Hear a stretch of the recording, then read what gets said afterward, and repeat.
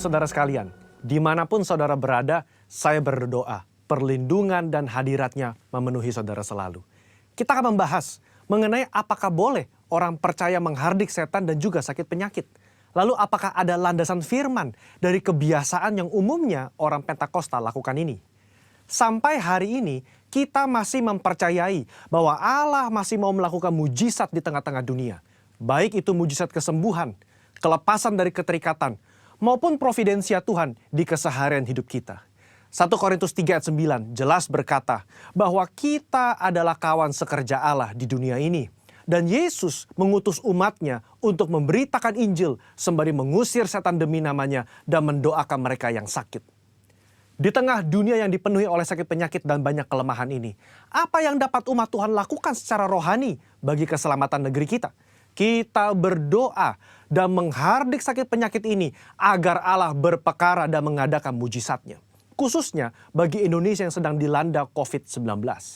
Hal ini dilandasi dan dipagari oleh 4 hal.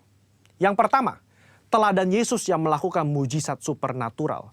Di dalam perjanjian baru, tercatat ada 7 kali Yesus mengusir setan dalam kitab Matius, Markus, dan Lukas. Dan begitu banyak catatan Yesus menyembuhkan mereka yang sakit, baik secara perorangan maupun secara khalayak ramai. Kalau kita adalah kawan sekerja Yesus dan percaya bahwa kita diberi kuasa oleh Roh Kudus untuk mengusir setan dan menyembuhkan sakit penyakit, maka kita pun akan berlaku demikian. Pengetahuan Alkitab kita akan lebih kuat jika disertai oleh pengalaman iman yang sama. Kita membaca bahwa Yesus sering melakukan kesembuhan. Dia memberikan kuasa yang sama kepada para murid. Seperti di dalam Lukas pasal yang 9 ayat yang pertama. Dikatakan, maka Yesus memanggil ke-12 muridnya, lalu memberikan tenaga dan kuasa kepada mereka untuk menguasai setan-setan dan untuk menyembuhkan penyakit-penyakit. Nah, secara global, umat Pentakosta meyakini bahwa orang percaya di zaman now juga diberikan kuasa untuk menghardik dan menyembuhkan. Gembala sidang kita Paniko mendapatkan tuntunan untuk melakukan KKR kesembuhan ilahi di dalam dan luar negeri. Tercatat sudah ada 318 kali KKR yang dilakukan dari tahun 2006 sampai 2019. Dan juga lewat program TV yang disaksikan oleh jutaan orang yang mengalami hadirat Tuhan. Ribuan orang mengalami kesembuhan yang juga disaksikan oleh banyak orang.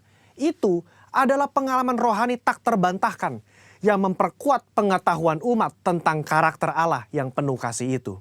Kalau kita membaca sejarah kegerakan Pentakosta secara global, maka saudara akan melihat begitu banyak mujizat supernatural yang Tuhan kerjakan lewat hamba-hambanya di berbagai belahan dunia. Itu semua semata-mata karena Allah mengasihi jiwa-jiwa dan Ia ingin semua orang diselamatkan. Yang kedua, otoritas firman Tuhan. Di dalam kehidupan orang percaya, firman Tuhan menjadi dasar dari apa yang kita lakukan sehari-hari. Kalau pertanyaannya adalah, apakah orang percaya boleh menghardik sakit penyakit dan setan?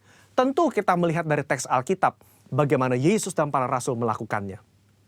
Di dalam Lukas pasal yang keempat, ayat yang ke-39, mertua Petrus sakit demam keras. Petrus meminta Yesus untuk datang. Yesus menyembuhkan mertua Petrus dengan cara apa? Yesus menghardik demam itu dan penyakit itu pun meninggalkan dia. Ini yang menjadi dasar bagi orang percaya. Secara spiritual, kita berdoa dan menghardik sakit penyakit seperti yang Yesus lakukan. Di dalam Yohanes pasal ke-14 ayat yang ke-12 juga dikatakan bahwa orang percaya akan melakukan pekerjaan-pekerjaan yang Yesus lakukan. Bahkan pekerjaan yang lebih besar lagi. Pekerjaan ini mencakup mujizat-mujizat yang Yesus lakukan. Karakter kerendahan hati yang Dia tunjukkan. Dan kasih yang diberikan kepada orang-orang yang membutuhkan. Inilah yang menjadi dasar bagi orang percaya untuk melangkah dengan iman di atas dasar janji firman Tuhan. Poin yang ketiga, ketaatan kepada pemerintah. Ketika gereja mengajak umatnya untuk berdoa syafaat bagi negeri ini, bukan berarti kita tidak mentaati pemerintah dalam melakukan physical distancing atau memakai masker.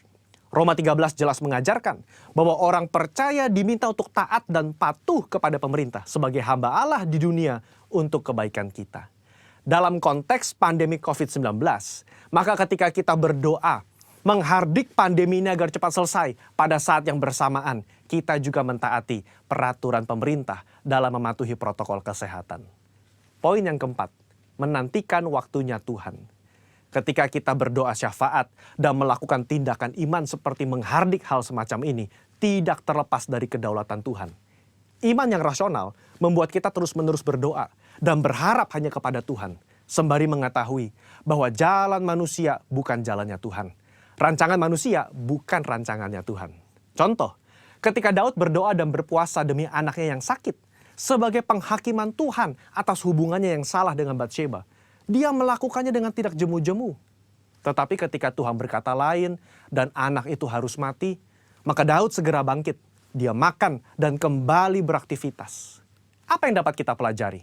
Orang percaya diminta untuk terus berdoa dengan tidak jemu-jemu. Tetapi jawaban final ada di tangan Tuhan. Rentang waktu ketika kita mulai berdoa sampai adanya jawaban dari Tuhan dapat digunakan sebagai waktu pertobatan dari sisi manusia dan juga waktu untuk mencari hadirat Tuhan. Saudara, apa kesimpulannya? Iman yang rasional bukanlah iman yang buta dan gegabah. Iman yang melibatkan akal budi dan pikiran kita sangat diperlukan dalam meresponi pandemi COVID-19 ini. Kita tetap mempercayai mujizat Allah di tengah bangsa kita. Kita berdoa untuk pemerintah agar diberi hikmat menyelesaikan pandemi ini. Dan kita pun mentaati protokol kesehatan, menjaga jarak, mencuci tangan, dan memakai masker. Saya berdoa agar kita semua mau ambil bagian untuk berdoa dan bersyafaat bagi bangsa Indonesia.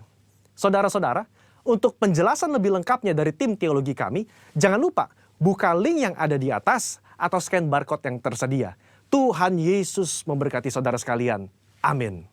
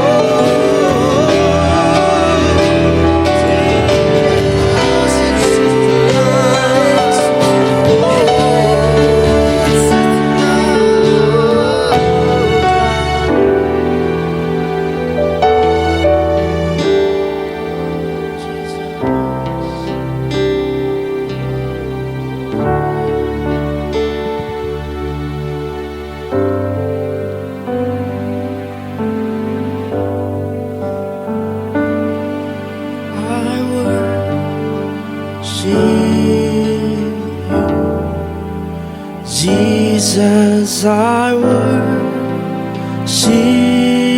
you with all of my heart and all of my soul. I love you, I love to worship you. I worship you, Jesus, I worship you with all of my heart and all of my soul. I love you, I love to worship you. Sing, I worship you, God. I worship you, Jesus, I worship you with all of my heart and all of my soul. I love you, I love to worship you. One more time, I worship you, Jesus, I worship you with all of my heart and all of my soul. I love you, I love to worship you. Let your spirit fill this place, sweet spirit, fill my heart. Let your presence fill this place as we worship you, as we worship you. Let your spirit fill this place, sweet spirit, fill my heart. Let your presence fill this place as we worship you, as we worship you. Let your spirit fills this place, sweet spirit, fill my heart. Let your presence fills this place as we worship you, as we worship you.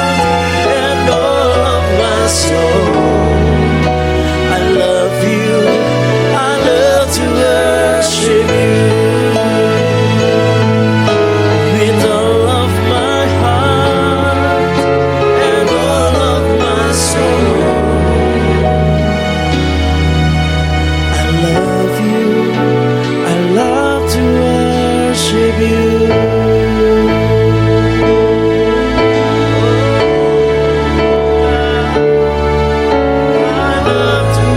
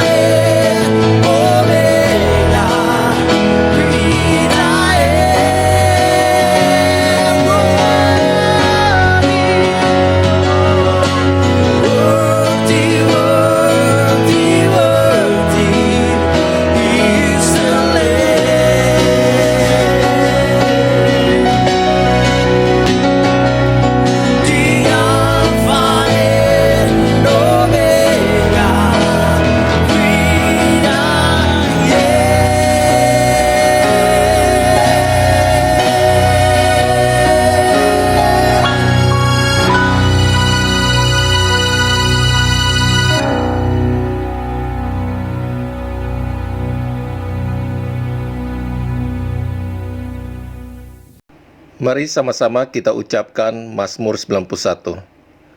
Dalam lindungan Allah.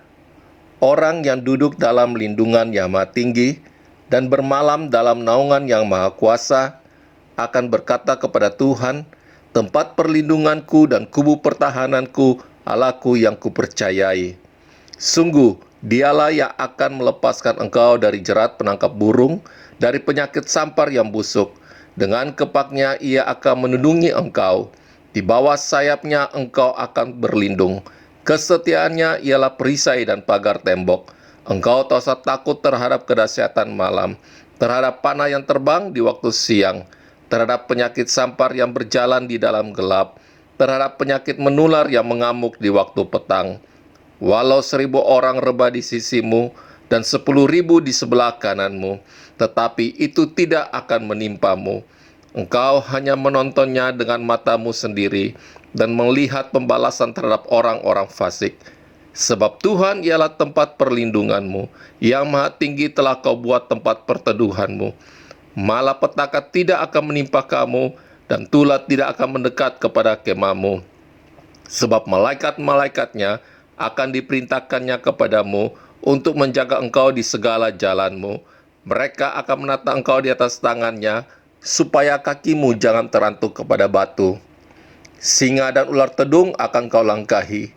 Engkau akan menginjak anak singa dan ular naga. Sungguh, hatinya melekat kepadaku, maka aku akan meluputkannya. Aku akan membentenginya, sebab ia mengenal namaku. Bila ia berseru kepadaku, aku akan menjawab. Aku akan menyertai dia dalam kesesakan. Aku akan meluputkannya dan memuliakannya. Dengan panjang umur akan kukenyangkan dia, dan akan kuperlihatkan kepadamu keselamatan daripadaku. Amin. Shalom Bapak Ibu, saudara-saudara semua di sini, teman-teman kita dan Om Tante. Perkenalkan, nama saya Brian Syawarta, Lead Pastor Gembala Sidang dari Empower Indonesia, gereja pertama digital di Indonesia. Saya hari ini punya kehormatan yang sangat tinggi untuk bisa membagikan pesan Tuhan dan firman Tuhan di GBI Wow. Saya mau memulainya dengan memberikan kehormatan, di mana kehormatan itu berhak diberikan untuk Om Iwan dan Tante Ola. Thank you banget udah mempercayakan platform ini kepada saya.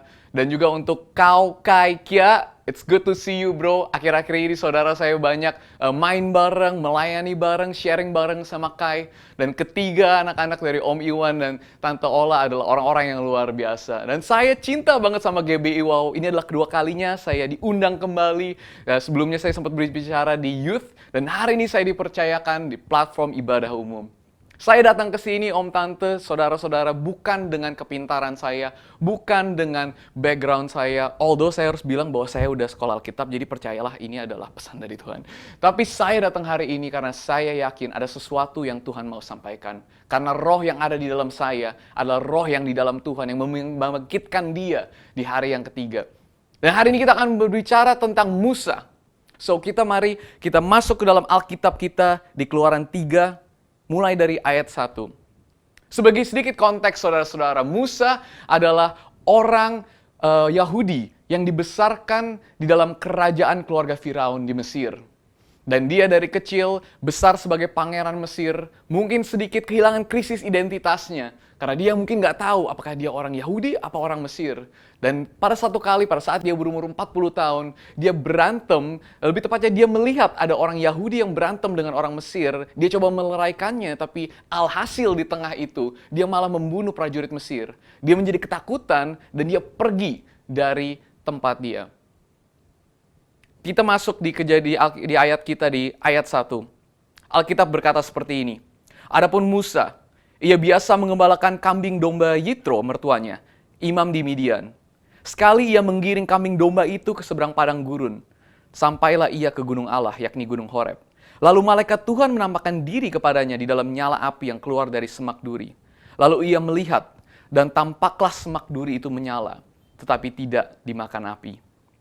Setelah Musa 40 tahun lamanya lari dari Mesir, berada di padang belantara. Mungkin pada saat itu dia udah kehilangan semuanya. Dia udah nggak tahu diri dia siapa, dia tidak tahu identitasnya siapa. Dia udah tidak punya apa-apa selain beberapa ekor domba. Dan di tengah-tengah krisis seperti itu, dia menemukan Tuhan. Saudara, pagi hari ini saya datang untuk menguatkan satu hal, untuk mengencourage kita semua satu hal. Bahwa di tengah-tengah krisis ini, kita akan menemukan Kristus. Bapa, kami bersyukur Tuhan, untuk pagi hari ini, di mana kami bisa berkumpul di tengah-tengah firman-Mu Tuhan. Aku berdoa agar Engkau sendiri Tuhan, Tuhan semesta alam, Roh Kudus yang berkuasa, yang hidup, ambillah firman yang sama, dan lakukan sesuatu yang hanya Engkau bisa lakukan. Bagikan firman ini kepada kami dengan cara yang kami sangat mengerti dalam situasi kami. Dimanapun teman-teman kami, dimanapun om, tante, dimanapun bapak, ibu berada, aku percaya bahwa dia akan berbicara kepada kita pagi hari ini. Beracaralah Tuhan, karena kami siap mendengarkan. Di dalam nama Tuhan Yesus, kami berdoa dan mengucap syukur. Amin. Saudara, tahun lalu, di bulan Juli sekitar sana, di Bali saya merasakan pertama kalinya yang namanya gempa. Saya sering mendengar gempa dari kecil, sering melihatnya di dalam Discovery Channel, tapi baru pertama kali waktu itu saya baru menikah di bulan April. Jadi bulan Juni dan Juli itu saya masih holiday, saya masih dalam fase honeymoon, dan kita menginap di hotel di Bali. Dan tiba-tiba pagi hari saya terbangun terkejut dengan gempa itu, dan saya melihat semuanya bergoyang-goyang. Pada saat itu saya sebagai laki-laki yang baru menikahi istri saya dengan gagahnya saya memimpin istri saya, dan saya langsung melihat di manakah saya harus membawa istri saya. Karena ini kan cobaan untuk semua yang baru menikah kan ya. Kita harus menjadi laki-laki yang bisa memimpin iman dalam keluarga. Di saat itu saya ngelihat bahwa di saat semuanya bergoyang-goyang, yang kelihatannya paling kokoh itu adalah pintunya. Dengan cepat saya pegang tangan istri saya dan saya bilang, "Babe, kamu tenang aja.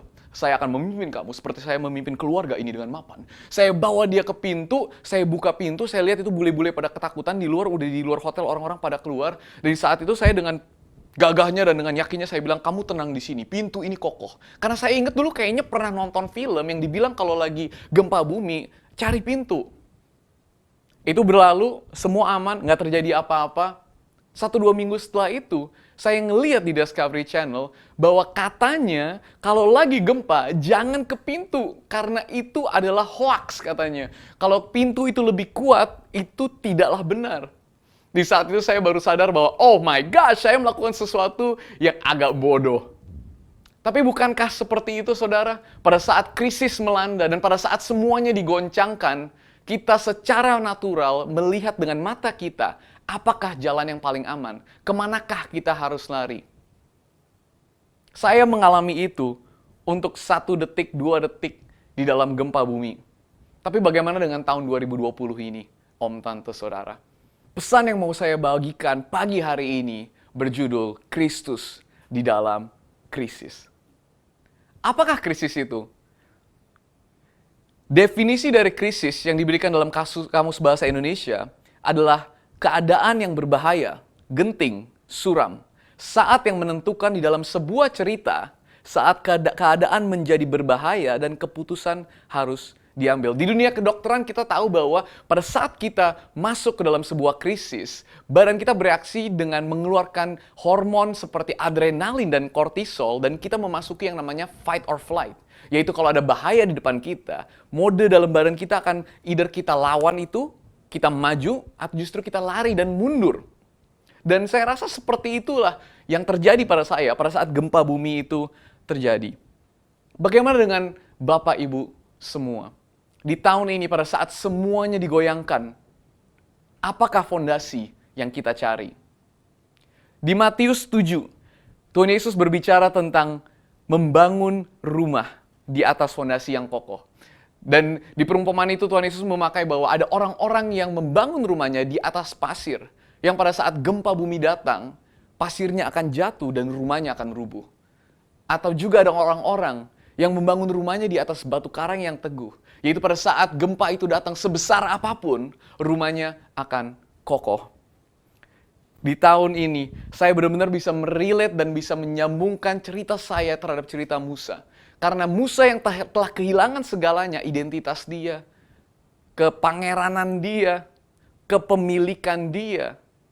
Dia kehilangan semuanya dan dia bertanya kepada dirinya, siapakah saya? Tahun lalu, seperti yang tadi saya bilang, saya udah menikah 1 tahun. Dan di tahun pertama saya menikah, tentunya saya mau menyediakan istri saya yang terbaik. Saya adalah sebagai suami mau mencari nafkah, mencukupi kebutuhan istri.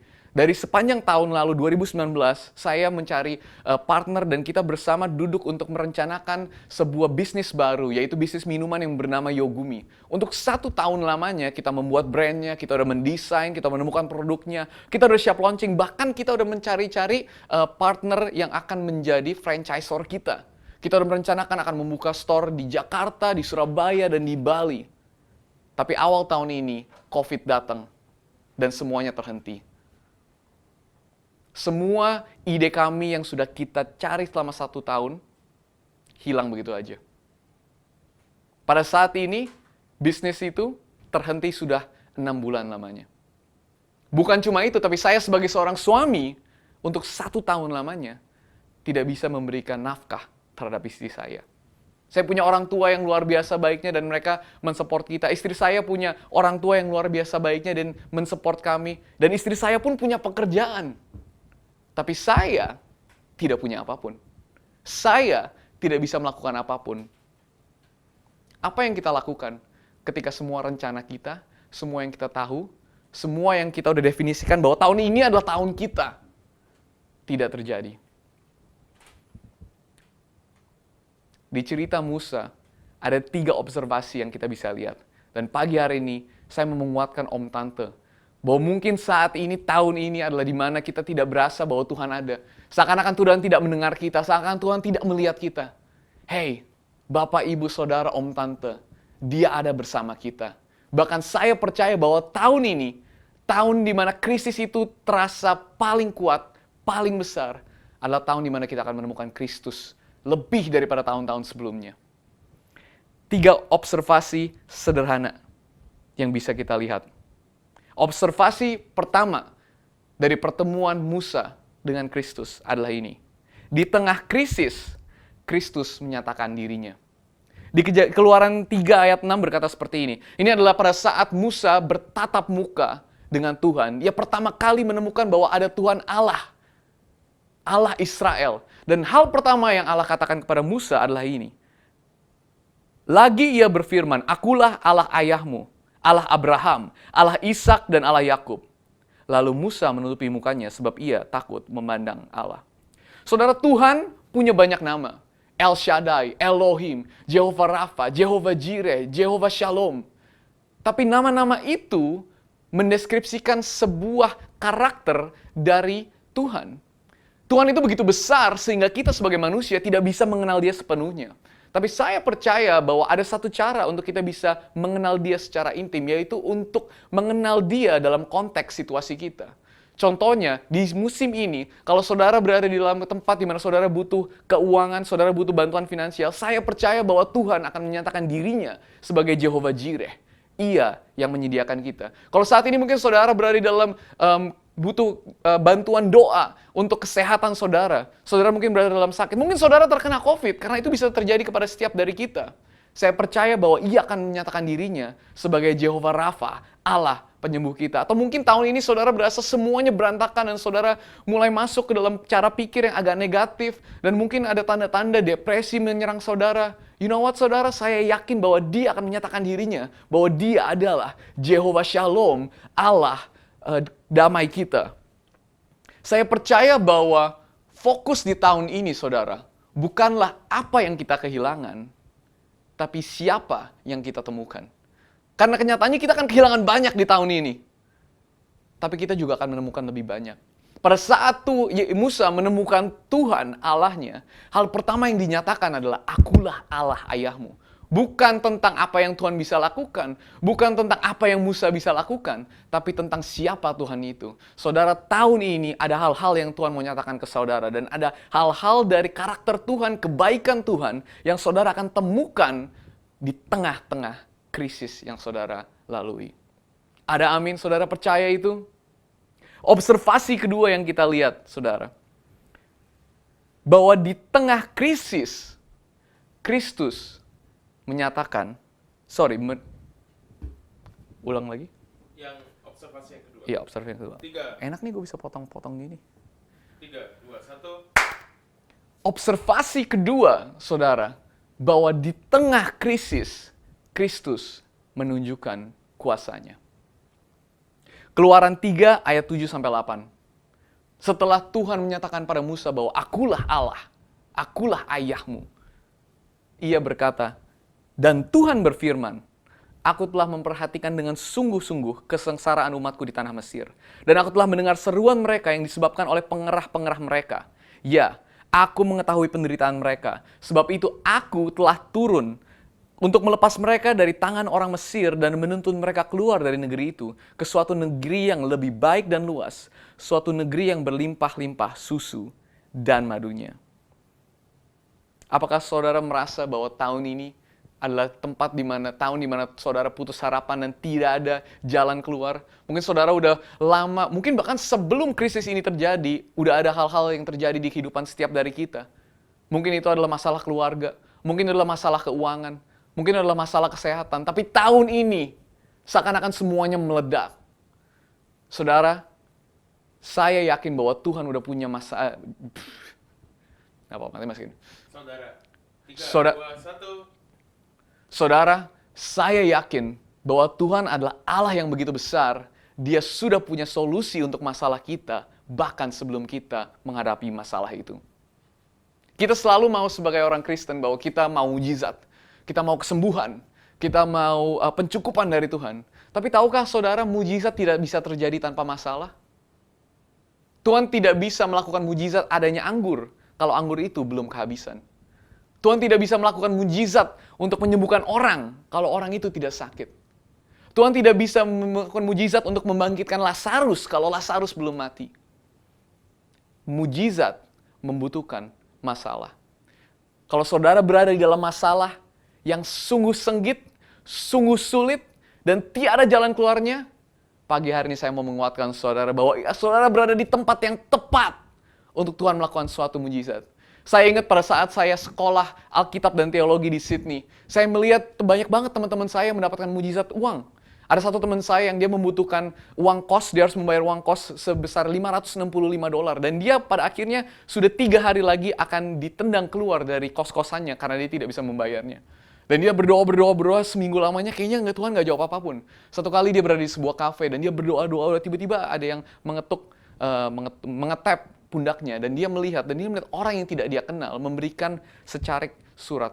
Dan dia bilang, ini adalah dari Tuhan karena Tuhan menyuruh saya untuk memberikannya terhadap saudara.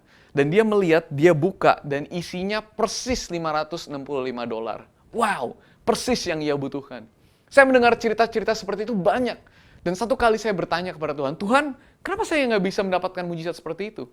Dan saya sangat terkejut karena saya merasakan bahwa Tuhan berbicara di dalam hati saya, seakan-akan dia berbicara seperti gini, Brian, kamu nggak butuh mujizat keuangan, karena kamu nggak pernah berada di dalam tempat, titik di mana kamu punya masalah keuangan.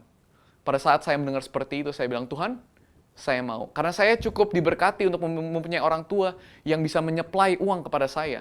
Tapi 8 bulan setelah itu, saya mulai dari detik itu sampai 8 bulan setelahnya, saya telepon papi mami saya dan saya bilang, jangan kirimkan saya uang, karena Tuhan yang akan mencukupi saya. Dan memang saya akhirnya dikeluarkan dari kosan saya karena saya nggak bisa bayar. Bay, Ocean View, pada saat saya nggak bisa bayar. Bukan cuma itu, tapi saya dikasih makan sama dia. Setiap hari ditanyain, mau makan apa Brian? Soto, coto, nasi goreng, iga bakar, semuanya ada.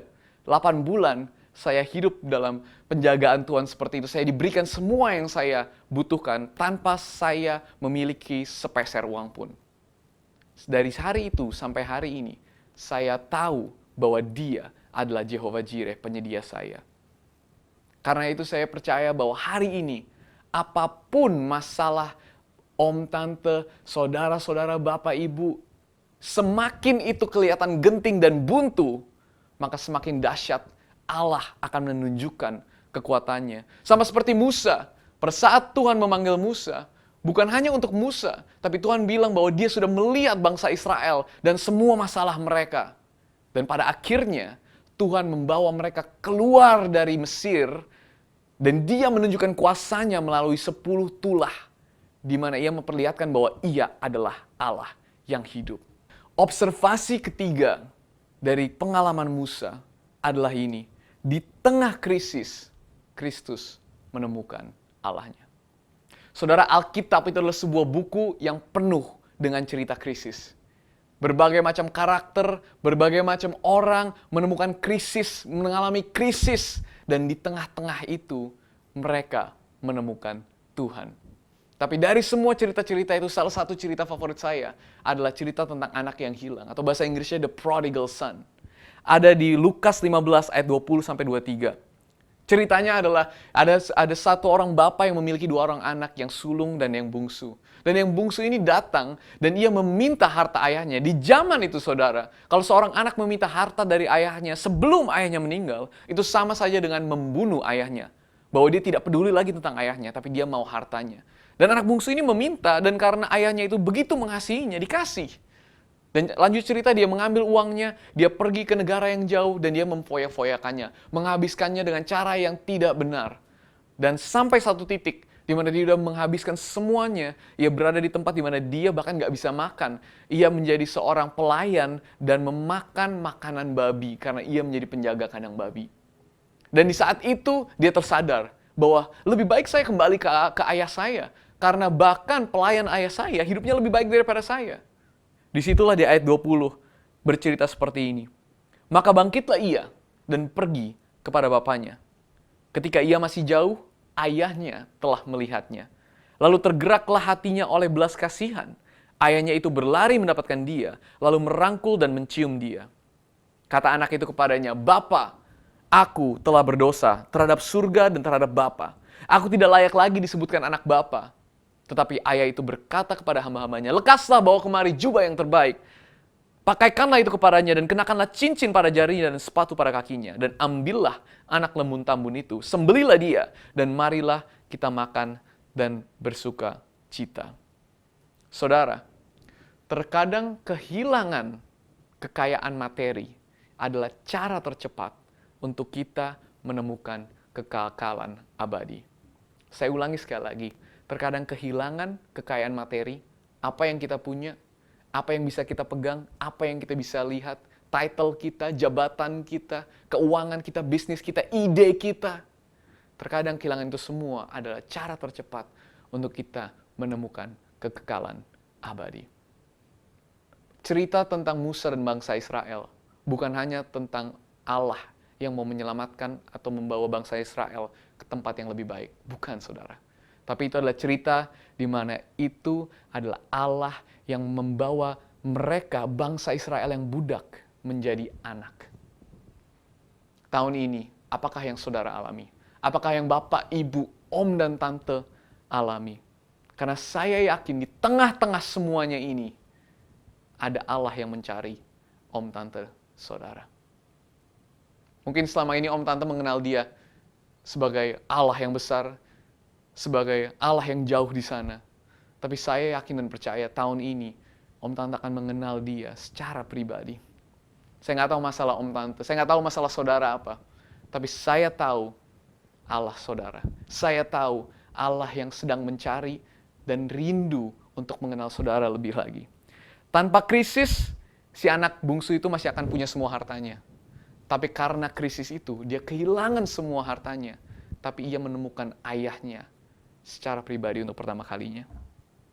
Di tengah krisislah kita menemukan Kristus. Kalau kita melihat cerita Alkitab, di tengah krisislah setiap orang di Alkitab itu menemukan Kristus Allah mereka, menemukan panggilan hidup mereka, menemukan hal-hal yang luar biasa yang Tuhan mau lakukan di dalam hidup mereka. Om, tante, saudara, bapak, ibu, Tuhan belum selesai dengan saudara. Tuhan masih punya rencana untuk saudara. Berapapun umur om tante, mau setua apapun, semuda apapun, apapun yang om miliki, mungkin om tante punya segala-galanya atau kehilangan segala-galanya, Tuhan punya rencana yang besar untuk om dan tante. Masa depan yang jauh lebih baik daripada om tante bisa pikirkan. Saya berdiri di sini dan saya berani berkata bahwa semua yang dia lakukan di dalam hidup kita sampai titik ini hanyalah sebuah persiapan. Karena mulai sekarang sampai Tuhan memanggil kita dan kita akan berada bersama dalam kekekalan, bahwa tahun-tahun ke depan adalah tahun-tahun terbrilian, tahun-tahun terterang, tahun-tahun terbaik dari kehidupan om dan tante. Pertanyaannya, apakah kita akan menemukan dia secara pribadi di krisis ini? Di dalam krisis, Kristus menyatakan dirinya. Di dalam krisis, Kristus menunjukkan kuasanya. Dan di dalam krisis, Kristus menemukan anaknya. Di krisis ini pertanyaannya bukankah siapakah aku? Tapi milik siapakah aku?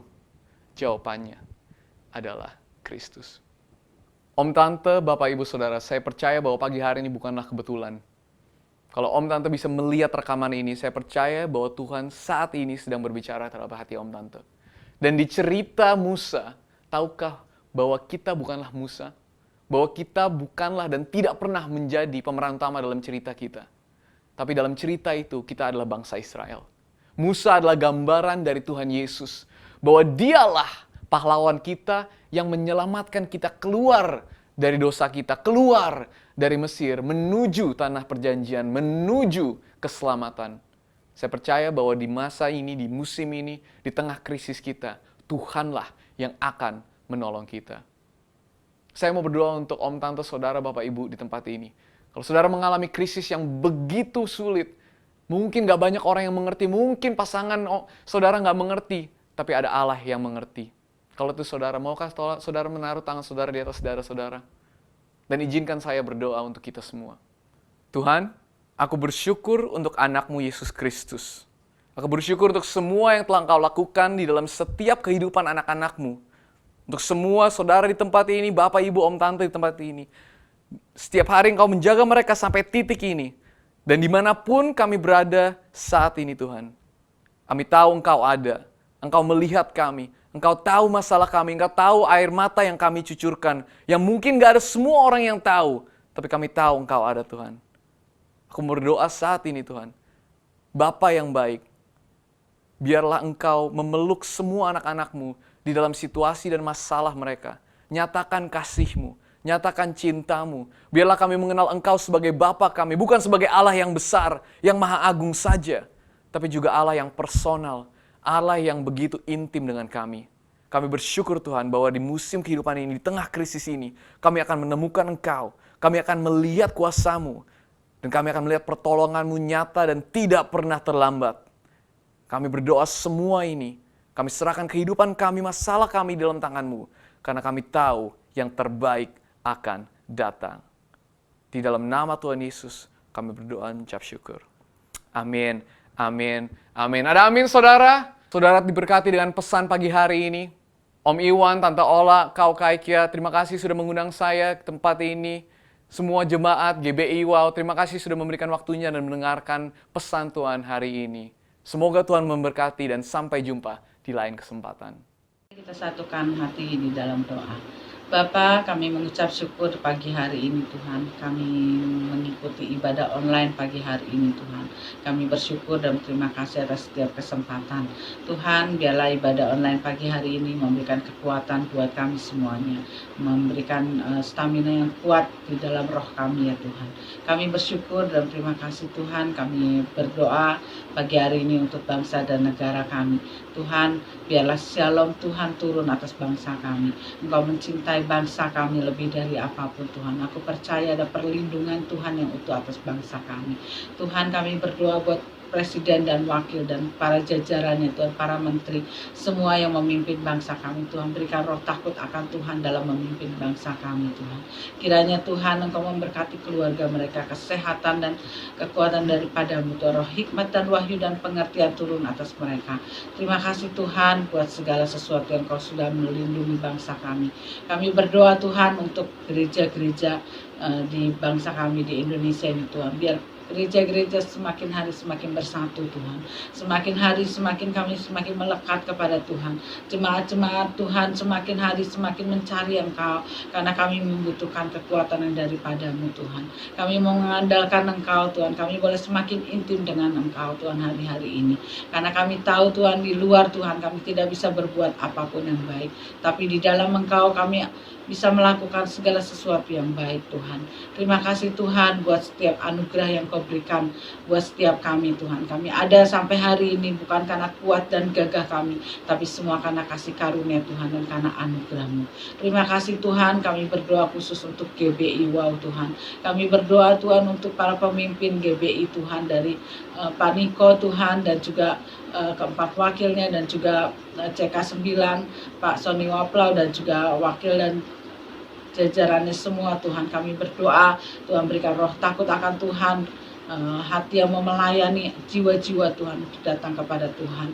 Kami berdoa buat Ko Iwan dan Ciola Tuhan yang memimpin GBI Wow Tuhan. Engkau yang memberkati hidup mereka, keluarga mereka, anak-anak mereka, semuanya Tuhan berkati. Pekerjaan mereka Tuhan berkati.